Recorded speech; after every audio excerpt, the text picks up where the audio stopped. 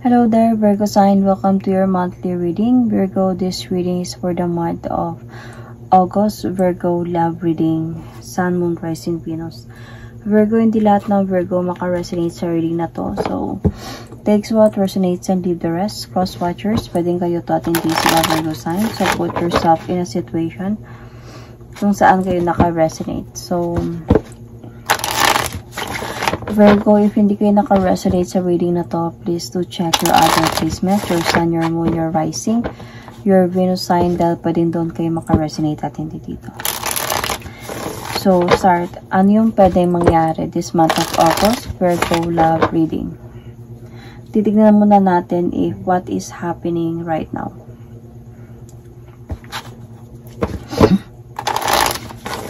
So, what is happening right now, Virgo?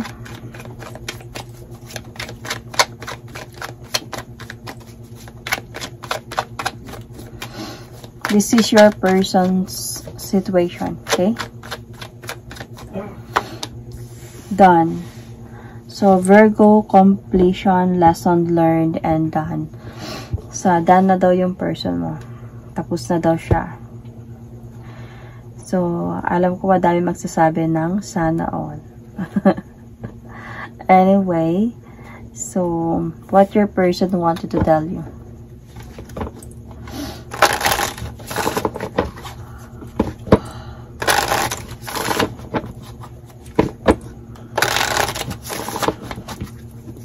So, ano yung gustong sabihin sa inyo ng person?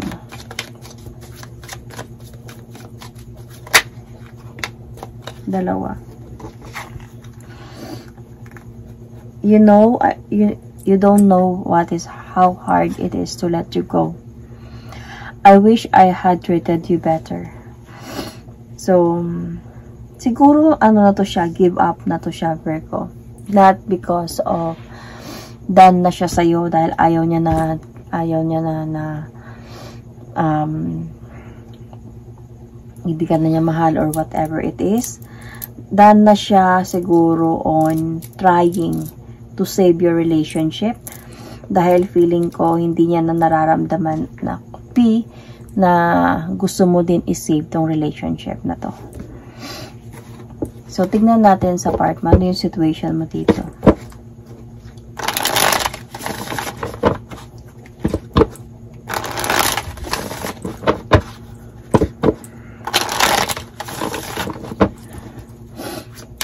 Virgo, Sun, Moon, Rising, Venus. Her, Divine Feminine. So, this could be Virgo woman, no way.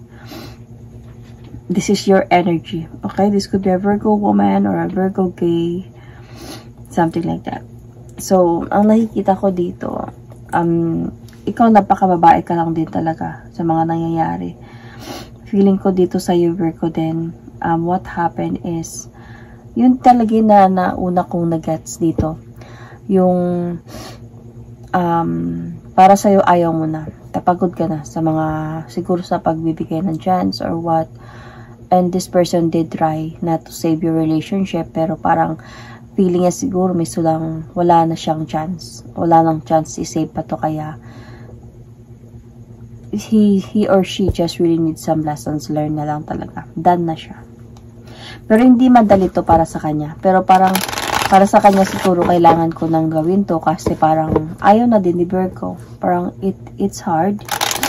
Hindi madali to, but then wala akong magagawa.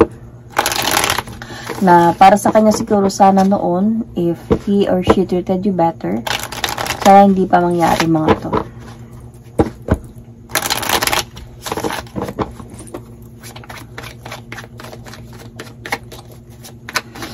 So, ano bang nangyayari ngayon?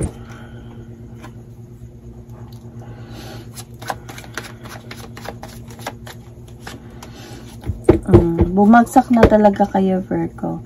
So, meron sana kayong magandang relationship, dalawa ng person na to. Maganda talagang pagsasama to. It's like complete relationship. in a way, with full of love. And then, feeling ko may mga pangako siya sa'yo dito na hindi niya natupad, Virgo. So, cross-watchers ha, pwedeng kayo to at hindi si Virgo. Parang may mga pangako dito na hindi natupad, and then dahan-dahan na bumagsak yung relationship ninyo. So, this time around, this person wanted to have some changes. But, ikaw yung parang hindi ka na sure kung anong desisyon ang gagawin mo. Yeah, you did have communication once again, nung time na makipagbalikan siya sa'yo. Pero, parang unsureness na din yung pagbabalikan ninyo. Doon, nandyan yung pagmamahalan, yes. Pero, parang more on your part, nagiging practical ka, napiliin yung sarili mo this time, Virgo, to focus on your goal, to reach your goal. And you are thinking about, hindi ka nakakalimot sa cheating na ginawa ng person na to. So, even if mahal mo pa din siya, parang nawalan ka na ng gana, and this person feels like baka ayaw mo na. Kaya, para sa kanya, I need to learn some lessons na lang. Ihinto ko na lang muna tong pagbabalik na to. And, yun na nga yung nangyari. So, let's see more.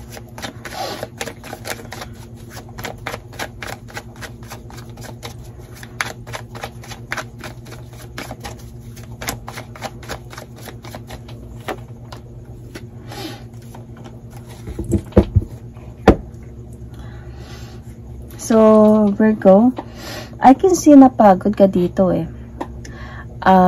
Napagod ka dito and mag-focus sa relationship din ninyo. Matagal na din kayo nitong person na to, madami na kayong pinagdaanan nito. But then, dumating talaga sa point na nagkaroon na ng jealousy, possessiveness, clinginess, nagkaroon na ng toxicity, and also, nagkaroon na din ng mga lies and unfaithfulness dito sa relationship ninyo. Sa tagal na mga pinagdaanan ninyo. Until the cycle has already ended na. Because of cheating. So, tinago niya to sa'yo nung una. But of course, nagkaroon to ng clarity. Kaya kayo naghiwalay dalawa. Nagkaroon to ng clarity sa'yo. So, parang para sa'yo, paano na yung pangako mo sa akin, itong pagsasama natin dalawa, this new beginning that you want from us, kung ganito man lang. So, I really want that to happen. The future family that you want. But then, I'm tired of waiting for that already. And, may cheating pa talaga na nangyayari dito. And, parang I cannot forget kung ano yung mga nagawa mo sa akin. So, ano yung nararamdaman niya para sa'yo? So, you might be dealing with Gemini, Virgo, or any fire signs could be. I can see also here, maybe this is you, Virgo. Kasi Virgo or Taurus.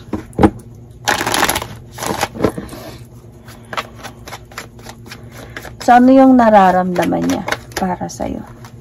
Wait lang, wait lang. Nararamdaman niya para sa'yo.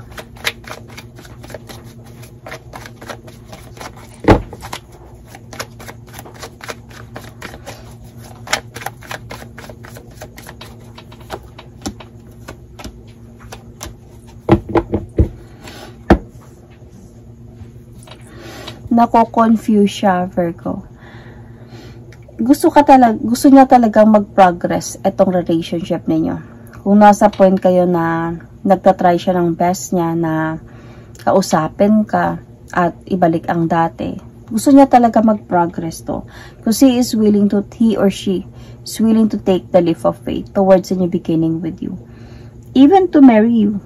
You know, gusto niya may mga pangako kayong ganito eh, kasi matagal na kayo eh. Tapos meron na kayong mga magandang pagsasama talaga before.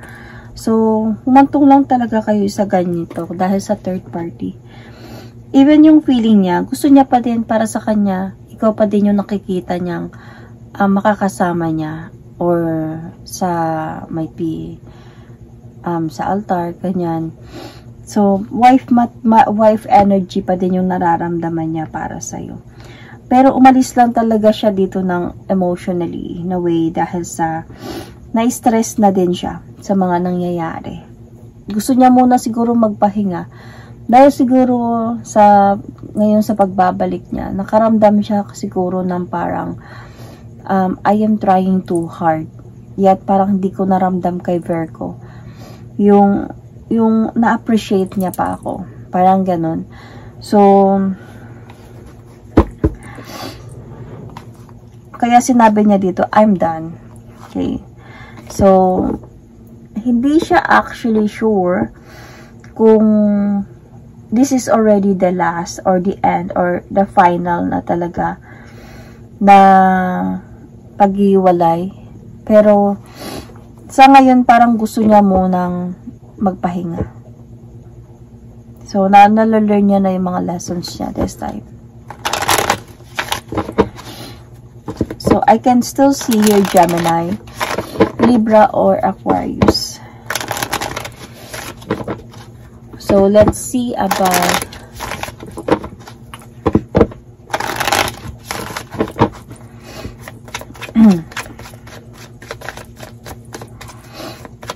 your feelings towards this person at sa mga nangyayari ngayon sa inyo.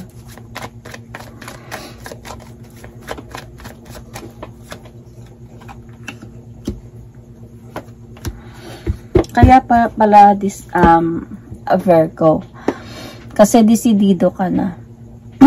Decidido ka na dito na disappointed ka na kasi sa kanya. Even meron pa kayong communication dalawa. Disappointed ka na. Dumating sa point na hindi mo din alam kung anong decision mo dito. Pero siguro sa pagbabalik niya, parang laylo ka na sa kanya.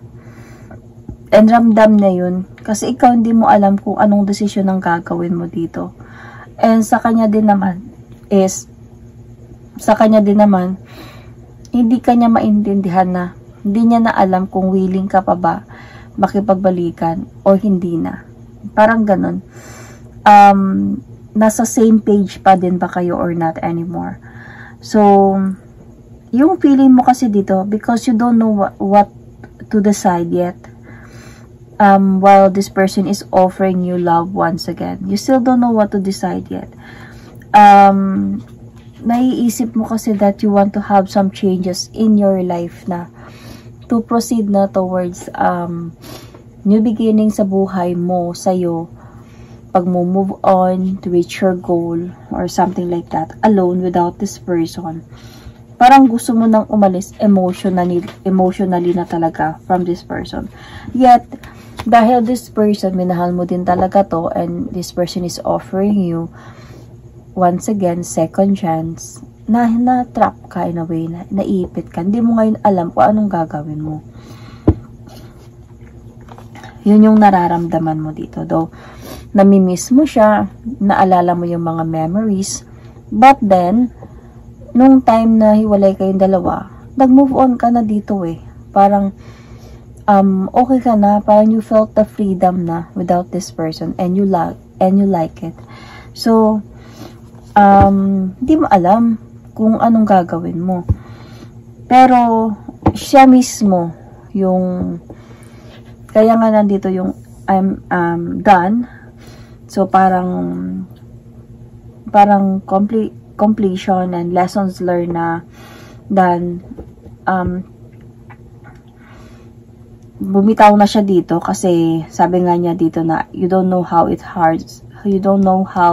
hard it is to let you go, and I wish I have treated you better. Feeling ko give up na siya. Feeling ko hindi na siya nakaramdam ng may chance pa.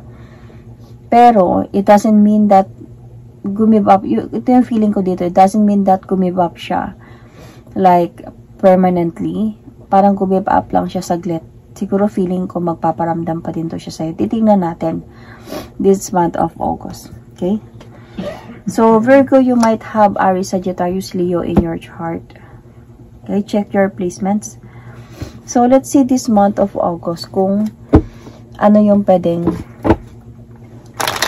mangyari.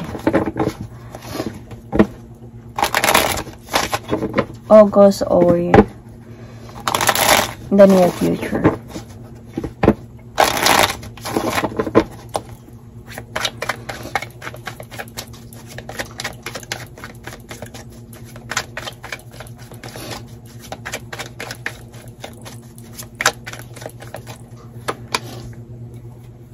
Tragedy. Forbidden love. Oh. Okay. Ano yung gusto niyang sabihin sa'yo? Natake na naman ako na aking rhinitis.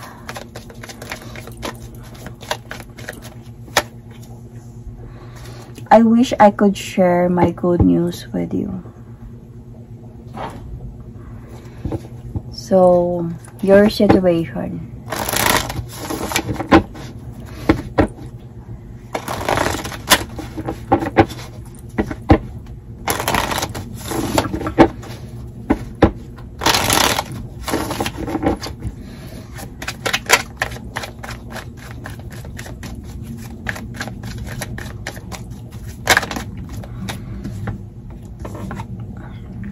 Dalawa.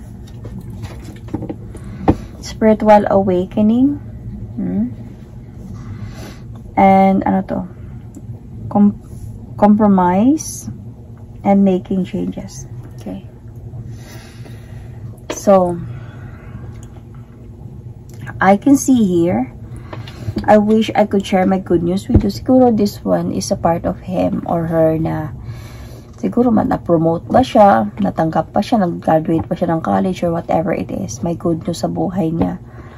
Na hindi niya na ma-share sa'yo kasi nga mismo siya yung gumibap eh. Umalis siya. Nasa second chance na sana yun. Gumibap siya. And the tragedy, forbidden love, there's a possibility through this, parang feeling ko nahulog na naman to siya sa iba. Ito yung naramdaman ko dito na while nung gumibap na siya sa relationship ninyo, nagkaroon siya dito ng iba. Bago. Siguro, nahulog siya sa iba. And ikaw naman, parang nagkakaroon na sa'yo dito ng spiritual awakening, Virgo. Ibig sabihin, more on nagiging sensitive ka na sa mga nangyayari. Parang, more on, kaya siguro dito pa lang, sa part na to, hindi ka na sure na tatanggapin siya kasi more on nakikiramdam ka na eh. Once you are being a spiritual awakening kasi, meaning mas malakas na yung empathy mo, mas malakas ka na makiramdam, mas malakas na yung intuitions mo. You are following intuitions already. You are following guidance already. Ito na yung mga tao na every time natitingin ng number signs, para sa kanila there is really meaning in everything. Every signs, may meaning na yun sa kanila. Like sa amin, kasi ganun ako eh. I'm a spiritual person.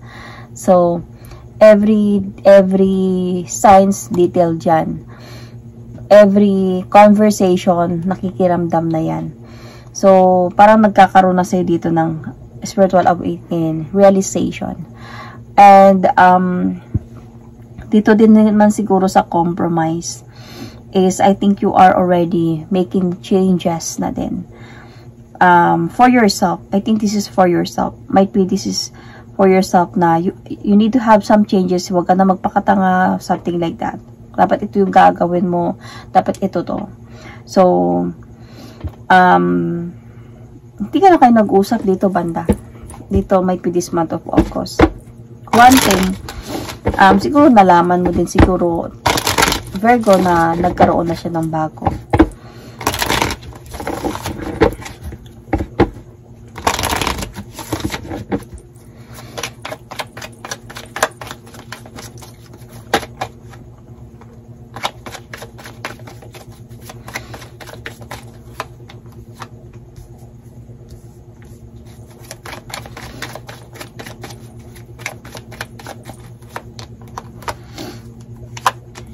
So, feeling ko, nasa point ka na ng naghihilom ka na.